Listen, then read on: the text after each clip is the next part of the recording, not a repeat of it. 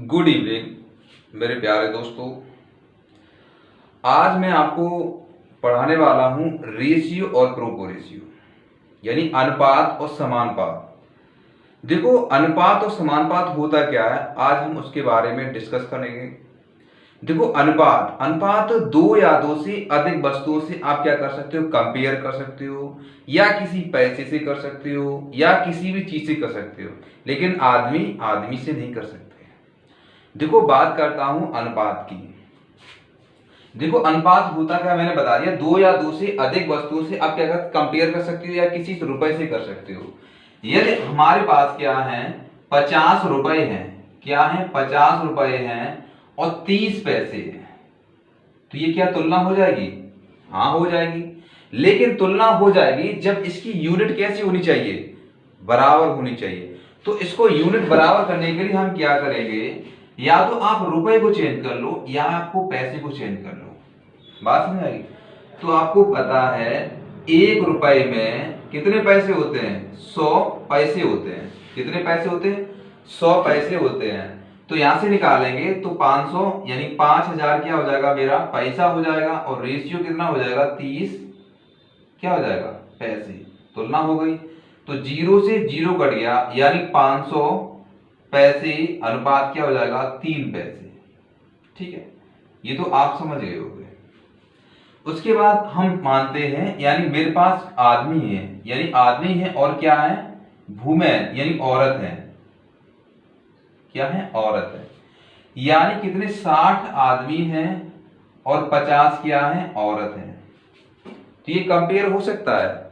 हाँ, हो सकता है। तो इसका मतलब क्या है, 6:5। ये तो रेशियो में हो जाएगा, क्योंकि यूनिट है वो सेम है। उसके बाद मैं जानता हूं मेरे पास, यानी कि वुमेन का जो वेट है, वुमेन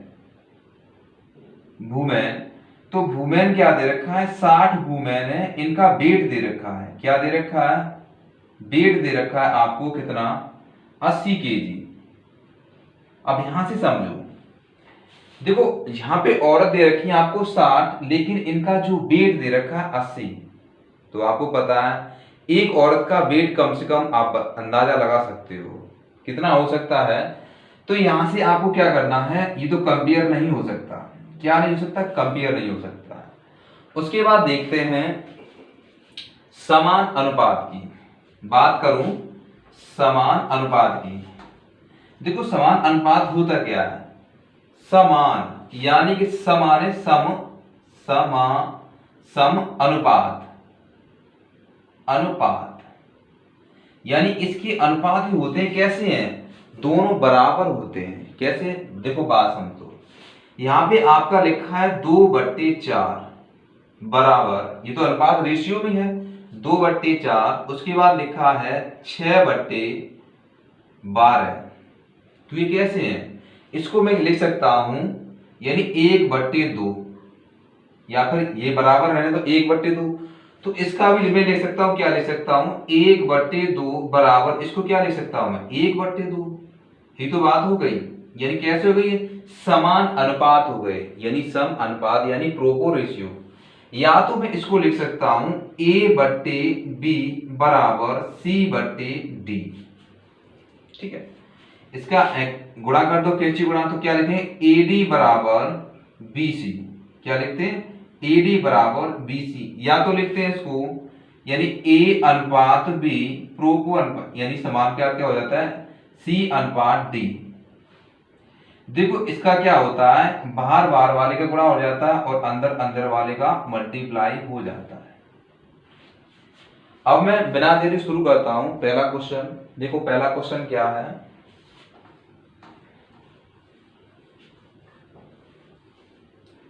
पहला क्वेश्चन दे रखा आपको P/18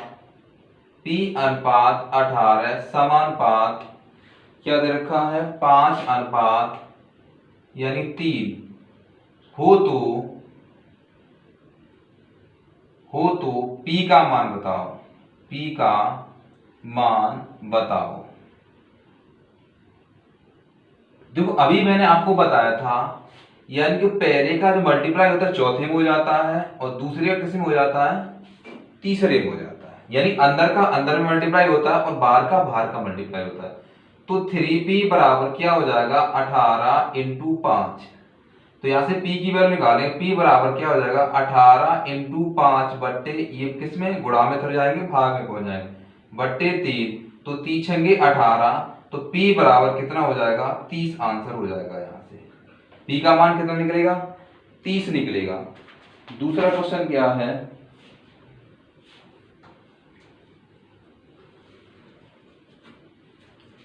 दूसरा क्वेश्चन दे रहा है आपको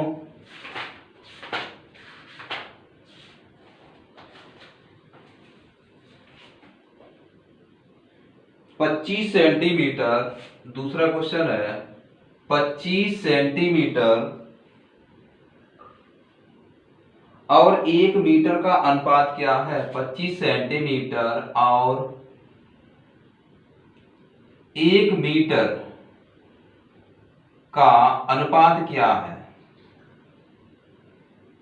अनुपात क्या है। देखो बात कर 25 सेंटीमीटर। अब आप यहां से देख सकते हो ये सेंटीमीटर में दे रखा है, ये मीटर में दे रखा है। तो हमें क्या करना पड़ेगा, इसकी यूनिट सेम करनी पड़ेगी, तभी तो हम रेशियो ज्ञात कर सकते हैं। तो 25 सेंटीमीटर दे रखा है और अनुपात में क्या दे रखा आपका 1 मीटर, ये तो दे रखा है 1 मीटर दे रखा है। या तो इसको चेंज कर लो, तो इसी को चेंज कर ले रहा हूं। 25 सेंटीमीटर पर अनुपात क्या दे रखा आपको 1 मीटर में कितने सेंटीमीटर होते हैं 100 सेंटीमीटर होते हैं। तो लिख देते हैं 100 सेंटीमीटर। तो सेंटीमीटर सेंटीमीटर कट गया, तो क्या हो जाएगा 25 को 100 यानी 1:4 अनुपात हो जाएगा। इसका कितना हो जाएगा 1:4 अनुपात हो जाएगा। दूसरा क्वेश्चन है, तीसरा क्वेश्चन क्या दे रखा है, यदि 4:5। तीसरा क्वेश्चन है यदि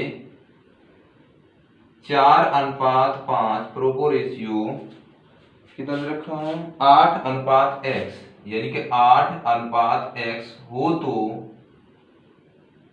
x का मान बताओ। किसका मान ज्ञात करना, x का मान। तो यहां से अभी मैंने बताया पहले का मल्टीप्लाई किस में हो जाता है चौथे में और दूसरे का तीसरे में। तो 4x बराबर 5 इंटू 8। तो x बराबर क्या हो जाएगा 5 इंटू 8 बट्टे 4, यही होगा। तो यहां से काटो क्या 4 दूनी 8, 2 से कट गया, तो x बराबर कितना हो गया 10 हो गया। कितना हो गया 10 हो गया। उसके बाद क्वेश्चन नंबर तीसरा है 8 और 12। क्वेश्चन दे रखा है आपको, ये सॉल्व करिएगा 8 और 12। क्वेश्चन नंबर 4 है 8 और 12। 8 और 12 दो संख्याएं हैं, दो संख्याएं हैं, दो संख्याएं हैं। तो इनका प्रथम समानुपाती ज्ञात कीजिए। तो इनका प्रथम समानुपाती ज्ञात कीजिए, ज्ञात कीजिए। देखो इस क्वेश्चन का आप आंसर बताइएगा। देखो क्या दे रखा आपको 8 और 12 दो संख्याएं हैं। 8 और अब आपको 12 दो संख्या दे रखी हैं, तो इनका प्रथम समानुपाती ज्ञात कीजिए। देखो इसको सॉल्व करने का तरीका है, आपको दो तो अनुपात दे रखे हैं लेकिन हमें इसकी कितनी आवश्यकता पड़ेगी 3 की। तो हम प्रथमा समानुपाती मान ले रहे x, तो और कितने दे रखे 8 दे रखा और 12 दे रखा है। तो इसको जब प्रोपोर्शियो लिखेंगे तो कैसे लिखेंगे 8 अनुपात x अनुपात 8 समानुपात 8 अनुपात 12। ये तो बात समझ आएगी आपको। तो यहां से क्या मैंने बताया था, इसका मल्टीप्लाई इसमें हो जाता और इसका मल्टीप्लाई इसमें हो जाता। तो 12x बराबर क्या हो जाएगा आपका 8 इंटू 8। तो x बराबर क्या हो जाएगा 8 इंटू 8 बट्टे कितना हो जाएगा 12। तो 4 से काट लो, 4 तिया 12 और 4 दूनी 8, कितना हो जाएगा 8 दूनी 16/3, कितना हो गया 16/3, 16/3 का 3 आंसर हो गया।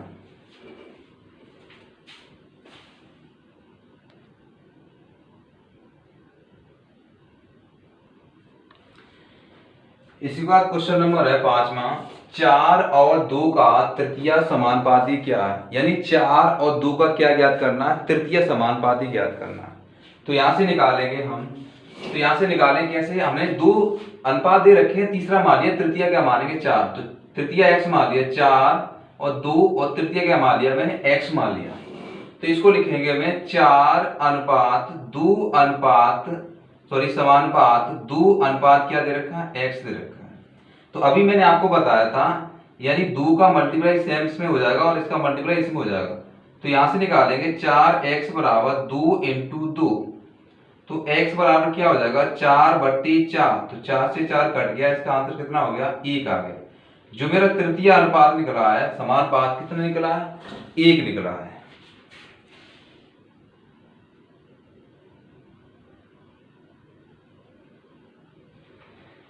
इसके बाद क्वेश्चन नंबर है 4 और 5 का 5 तथा 2 का चतुर्थ समानुपाती क्या होगा, यानी हमें क्या निकालना है, चतुर्थ समानुपात निकालना है। तो कैसे निकालेंगे, हमको क्या मानना पड़ेगा, चौथा मानना पड़ेगा।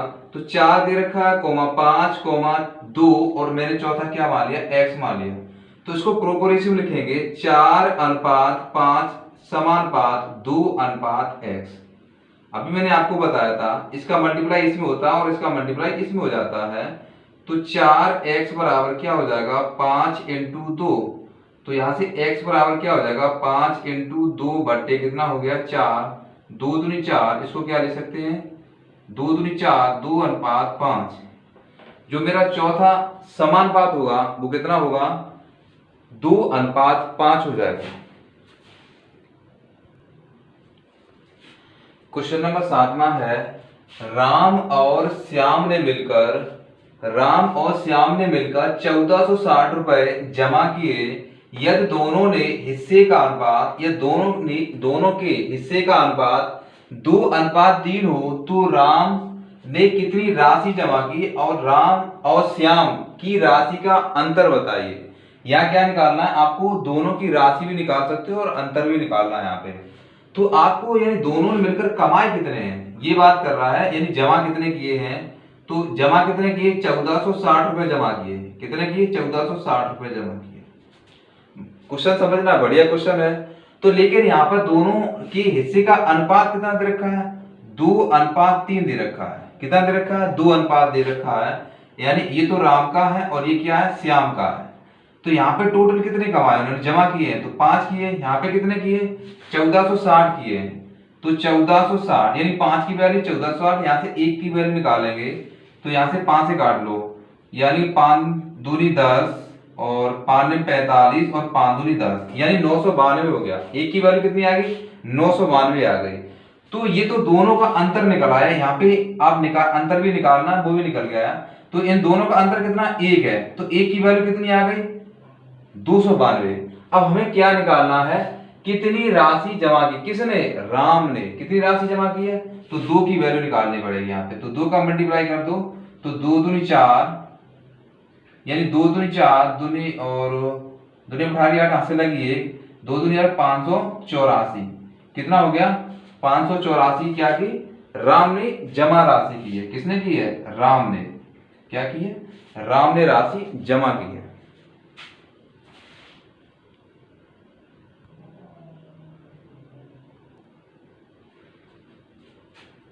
इसके बाद 8वां क्वेश्चन क्या है, यदि x और y के धन का अनुपात क्या दे रखा है 3:4 है, तथा x का जो धन दे रखा है वो 21 दे रखा है, तो कुल धनराशि कितनी है ये ज्ञात करनी है। कुल धनराशि बतानी है आपको, यानी आपको रेशियो दे रखा है x रेशियो, यानी x और y का जो रेशियो दे रखा है कितना रखा है 3:4, यही तो दे रखा है, ठीक है। उसके बाद क्या कह रहा है कि x का धन कितना दे रखा है, वो 21 दे रखा है, और यहाँ पे आपको x का धन कितना दे रखा है 3, यानी 3 की वैल्यू क्या हो जाएगी 21, तो 1 की वैल्यू कितनी निकली 7, 7 की 21 7, तो यहाँ से 1 की वैल्यू 7 निकली है, तो टोटल धन यहाँ पे कितना दे रखा है आपको 4 और 3 7, तो 7 की वैल्यू कितनी है 7 × 7 बराबर कितना हो गया 49।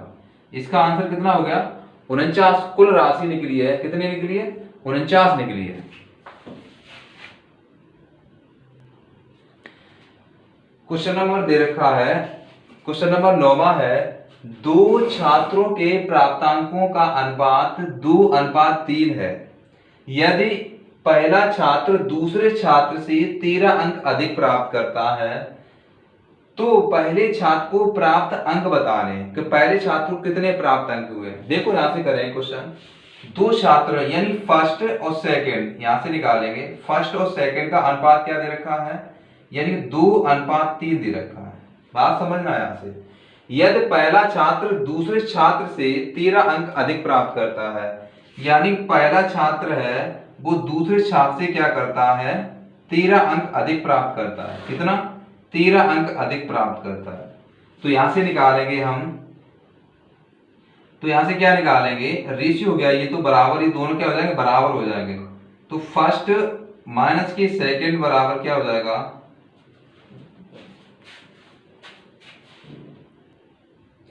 यहां से फर्स्ट की वैल्यू आपको क्या दे रखी है, यानी 2x मान लेंगे, इसको क्या मान लेंगे 2x, और इसको क्या मान लेंगे 3x मान लेंगे। तो यहां से 2x प्लस के 13 बराबर क्या हो जाएगा 3x, तो ये इधर ले जाएंगे, तो 3x माइनस के 2x बराबर क्या हो जाएगा 13, तो यहां से निकालेंगे x बराबर क्या हो गया 13, वैल्यू आ गई, कितनी आ गई 13। तो हमें किसका प्राप्त निकालना है, यानी कि पहले छात्र निकालना है, तो पहले छात्र क्या रखा 2 और x की वैल्यू कितनी रखी है, तो 2x बराबर क्या हो जाएगा 13 × 2 बराबर क्या आ जाएगा 26 आंसर आ जाएगा। इसका आंसर क्या आ जाएगा 26 आंसर आ जाएगा।